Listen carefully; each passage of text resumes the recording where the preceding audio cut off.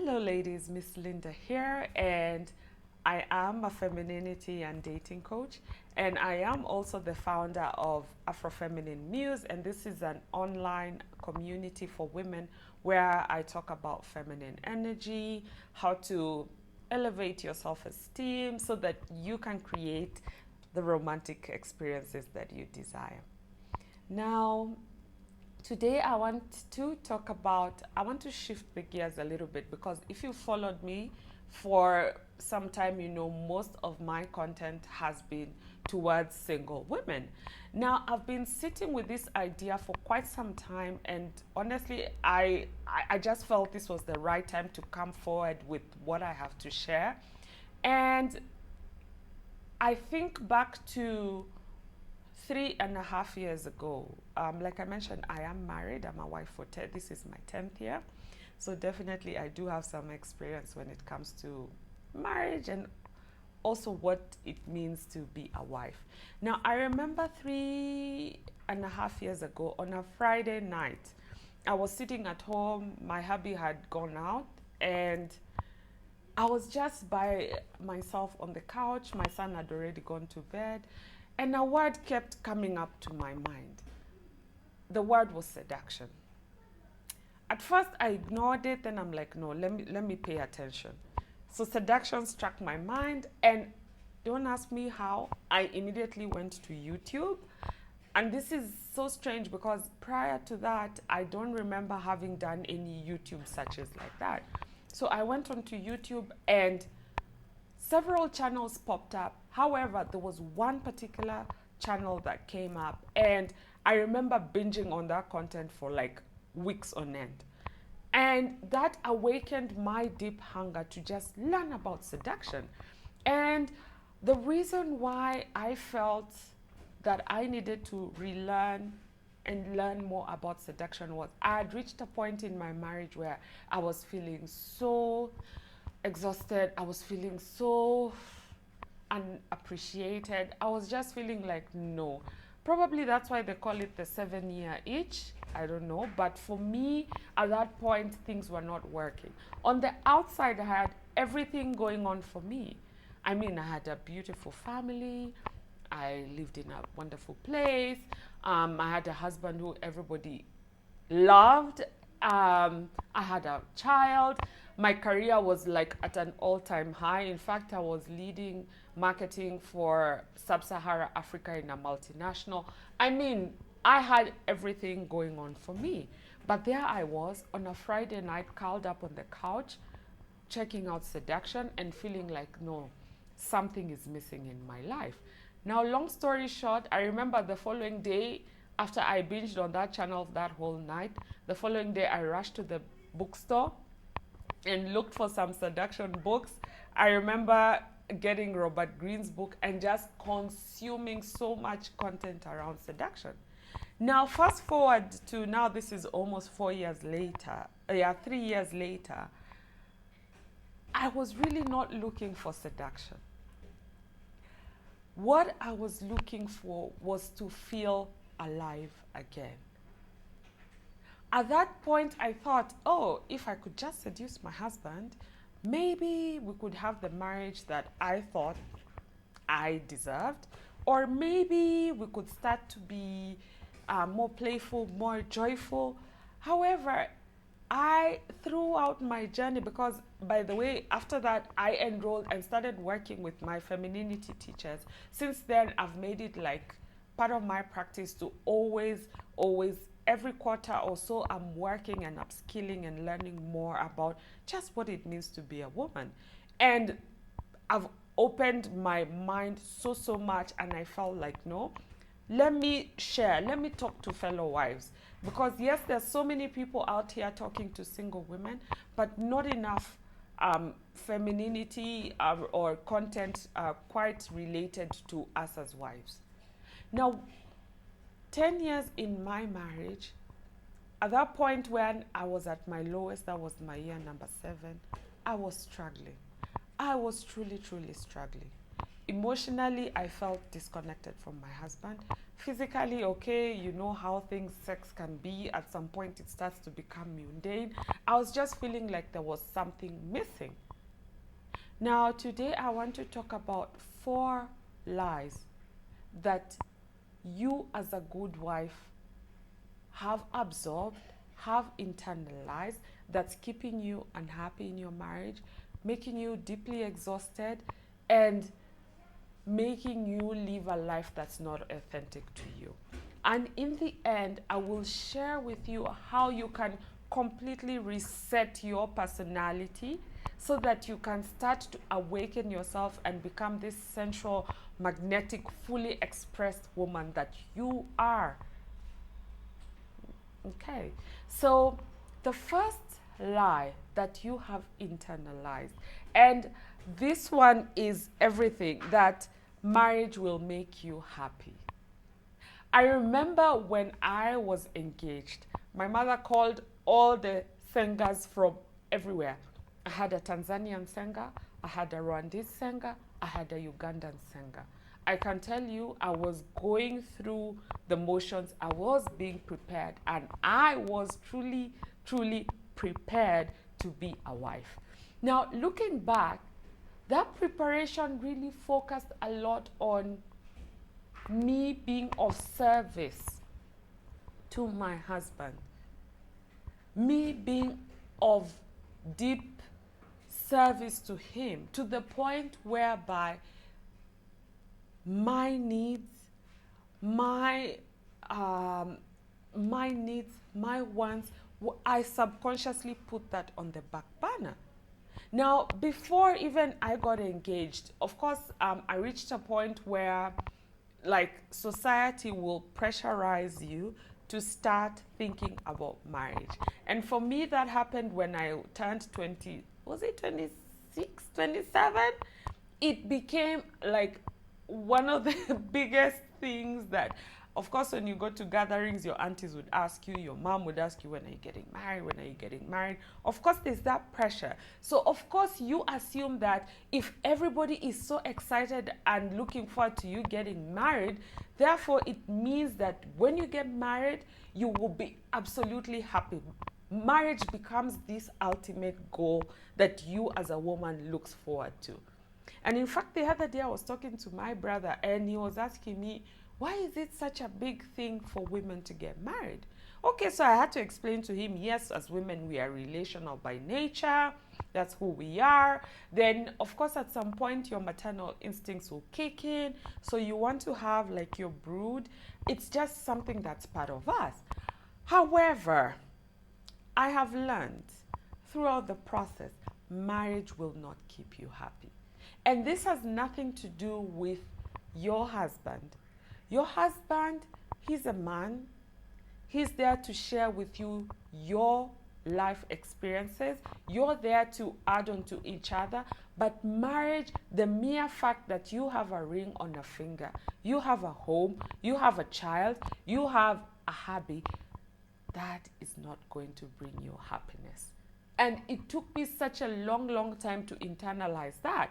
Because think about my story. At the point when I was feeling like still empty, even after I thought I had all these external things working out for me, I was still thinking about seduction. I was still thinking about what I can do in this marriage so that I can feel happy. Your happiness as a wife is your responsibility. Your happiness does not come from your man. Your happiness comes from you. So the whole notion where you are probably sitting in your marriage feeling unhappy, feeling miserable, feeling like empty, and then you're looking to your husband for solutions, I can promise you, your marriage is not what is going to complete you. So that's the first myth. The fact that you think that being in a marriage is going to fill in some empty holes within your life. In fact, if anything, I've come to learn, if you have issues, emotional issues within yourself that you've probably never ever taken the time out to resolve, being with a partner In fact, you will get it will issues will still keep coming up. You'll keep getting triggered upon trigger upon trigger and trigger, and you keep thinking that it's your husband. Meanwhile, all these things that keep coming up in your marriage relationship, it really just is a sign for you to take some time and probably really sit down and think about where are some of these things coming from. Okay, so that's the first thing. The second myth, this myth of over devotion. I know if you're like me, you are read for Proverbs 31 woman. I salute her. I mean, for me, yes, she is an icon. That's one of the key lessons that I was given, how to be a Proverbs 31 woman. I have my own take around that. However, there's also this other aspect where you're told to be submissive. There is nothing wrong with submission. However, the thing that I experienced, and if I experienced it, I'm sure one or two other wives may have experienced this element of being overly devoted to your husband. This over devotion is exhausting. And you will hear comments like, oh, your husband, if you have a child, you'll hear, oh, your husband is your last born. Or, like if you come from my culture, you'll hear things like, oh, if your husband comes home late, always be the one to wake up, cook for him a meal, and do everything for him. I am telling you, this culture of over devotion, yes, there's submission, there's healthy submission. However, what is being instilled, the thing that is being ingrained into so many wives' mindset is being overly devoted. And many wives are struggling with this. They're not talking about it. Think about it. If you're working, because at that point I was working, and probably your husband has gone out and he's come back at 11, at 12. You're tired. You're a woman. And I've had to learn that as women, our body functions in a completely different way. We have cycles that reset ourselves after every 29 days. A man, all he requires is 1 day for him to sleep and wake up and is rejuvenated. So you're a working wife, you've worked the whole week, you have children you're tending to, then your husband is coming home at 11 o'clock at night. You're expected to wake up and cook for him and clean for him. And that has been ingrained in our minds like it is normal. That kind of servitude is not normal.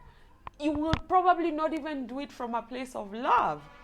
Those are the small, tiny little things that start to build resentment in your marriage container. So the second lie that's keeping you overwhelmed and miserable is that you're mistaking over devotion for submission, to the point where you are becoming like his mother. You're ironing his clothes, you're arranging his clothes, it's too much. It is too much. Mothering your husband, that is not submission. And that kind of energy, to be honest, is exhausting.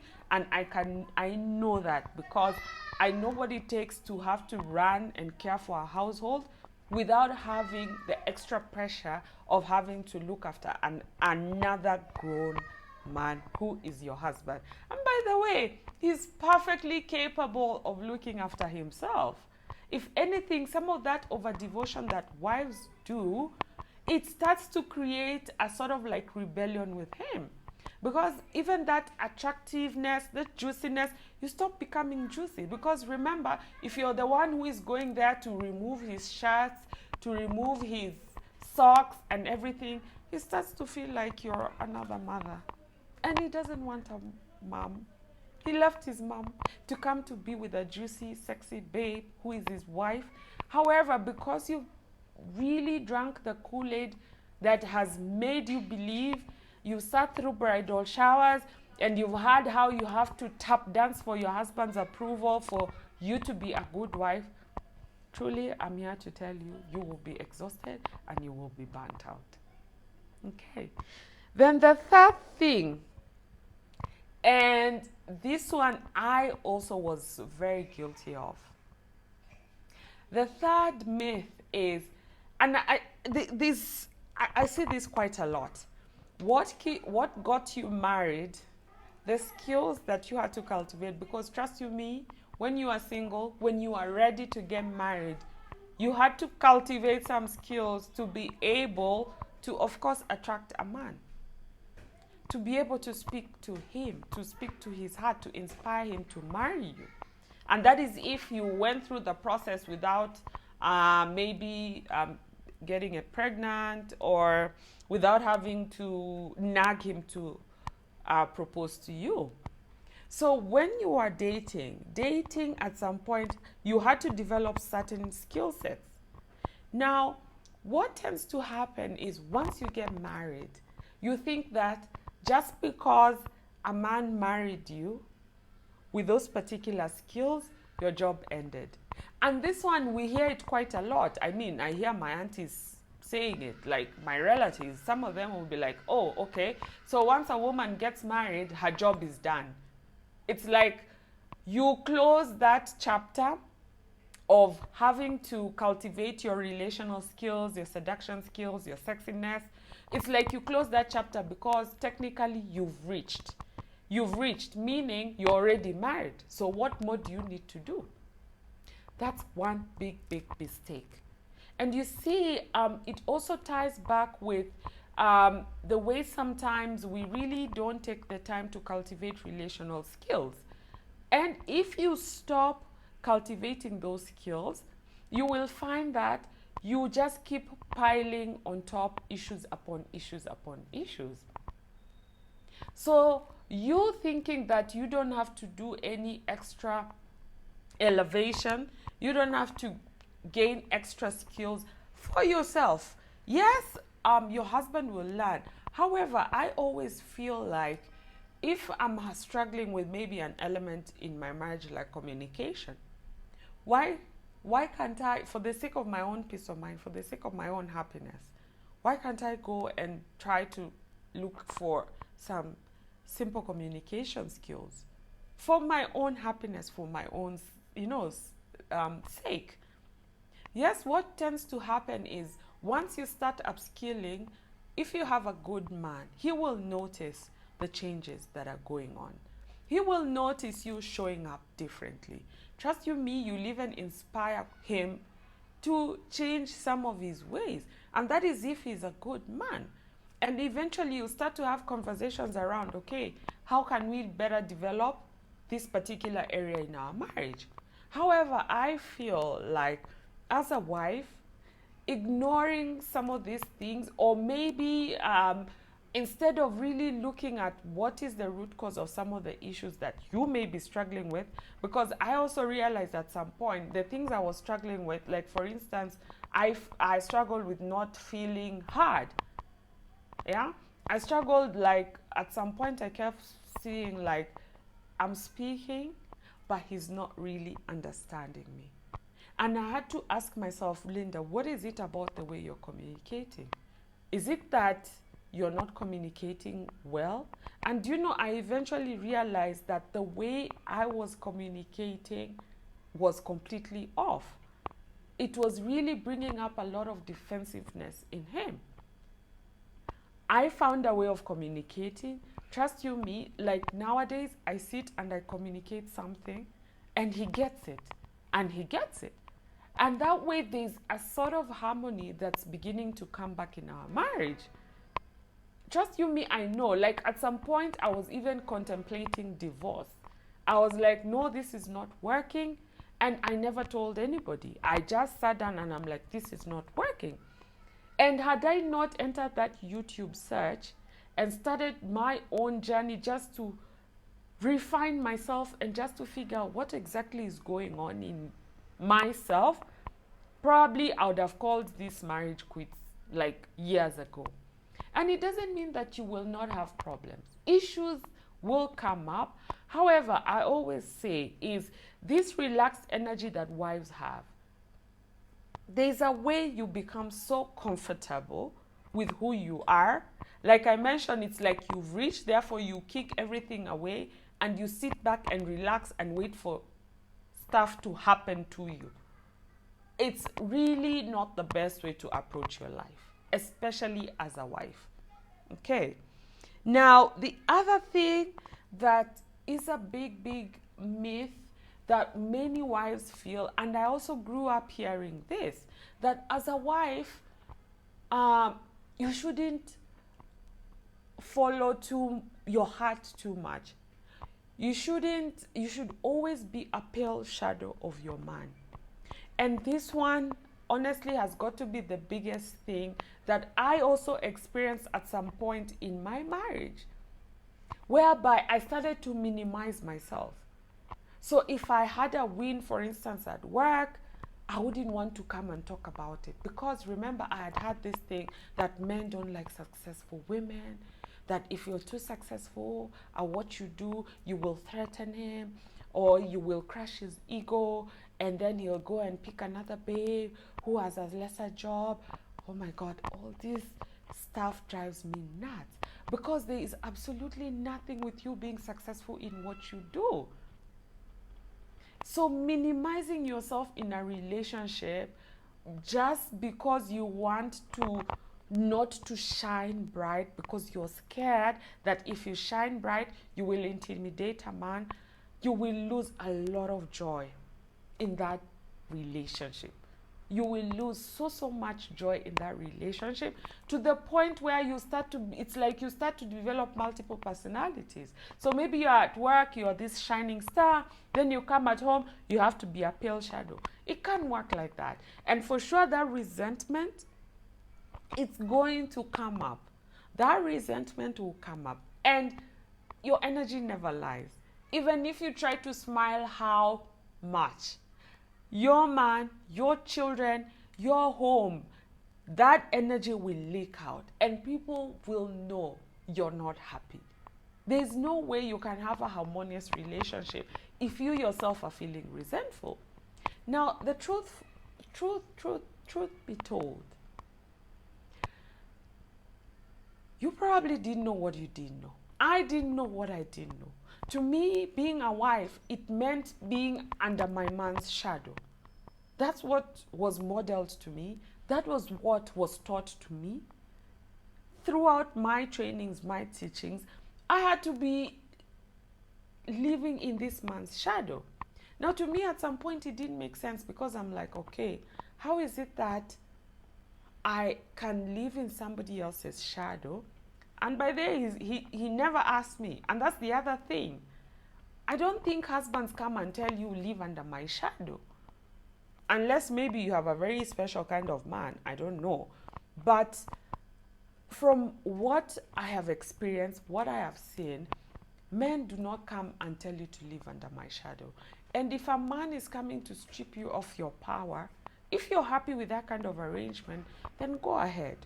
However, if you truly desire to just be your authentic self, to be fully expressed, and you express that to your husband, you express your goals, your dreams, your desires to him, and he still puts a damper on it, then probably you may need to, there may be some deeper issues that meets the eye. However, if you're able to really just explain to your man, to tell him what you want, what your goals are, what your dreams are, a good husband will actually help you build up your vision. He will be your biggest cheerleader. But too many women are afraid. They are afraid because they don't even know what their dreams are. They don't even know what their goals are. They don't even know what their passions are. They don't even dare to dream. Marriage starts to become this tiny little box that once you drop into it, it's like you desired so much growing up. Then once you drop into it, it becomes a box that closes you in, whereby you're struggling in it and you're drowning. And what tends to happen is, by the time you're coming out, you're filled with so much rage, so much anger, chances are you're just ready to go ahead and get divorced. Now, the thing is, like I mentioned, I've had to relearn and unlearn what it means to be me, to be my authentic me, to do the things that make me happy. And it's been a process, a 3-year process. And part of it, I ended up having to leave my 9 to 5 job because I realized the job was not making me happy. It was not fulfilling me. Now, I was not leaving that job to just come home and sit and chew gum the whole day. No. I decided to leave that job to pursue what makes me happy, which is what I do now, to build this community, to inspire and share stories around self-esteem, around feminine energy, about relationships, because that for now is what I feel really called to do at this particular moment. And of course, I had to sit and explain to my husband. I had to share with him what I was thinking, what I desired. And he had the choice of either supporting it or not supporting it, but he eventually did. But too many women are scared. They're drowning in their jobs. They're dying in their jobs, slowly dying. Or you may find yourself slowly dying in your marriage because you followed the blueprint that society made you believe you are supposed to do. You're supposed to be this good wife. And what is a good wife? She jumps over hoops to make sure the husband is happy, the child is happy, the children are happy, the home is running. Then what happens to you? There's even no time for yourself. Like, when was the last time you even took some time out to practice any kind of self-care? Wives are spinning. I know that thing. You're spinning from one thing to the next, from one thing to the next to the next. And you internalize that as a normal way of living life. It is not. It is not. And I had to learn the hard way. Because one thing was, I started to become so resentful. I started to feel like I am doing all these things. I'm making sure my home is running perfectly. I'm tending to my home. I'm being this good wife. I'm loyal. I'm faithful. I'm devoted. However, I'm still so miserable, and still I'm not getting the kind of affection I feel I deserve from my husband. Now, this is what has led me to create this 7-week online masterclass. The Rise of the Divine Modern Wife.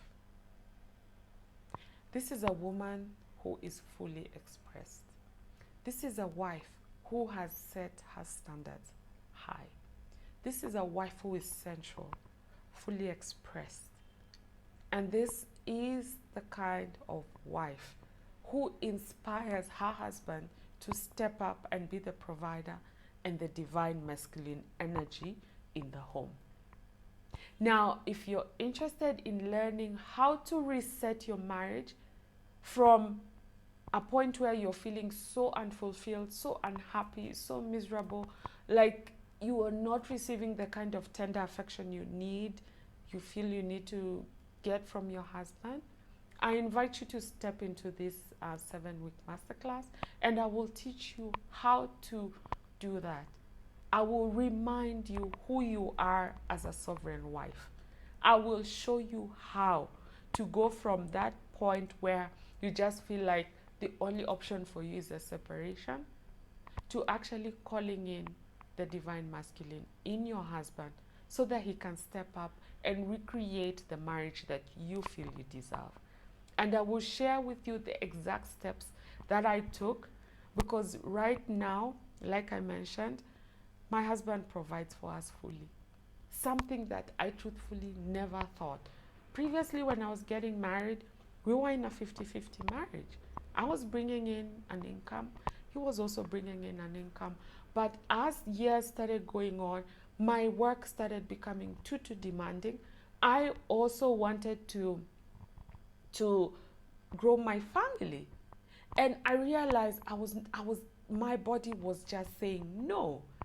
I remember going to the gyna and we were trying to get a second child, and my system was just completely shutting down.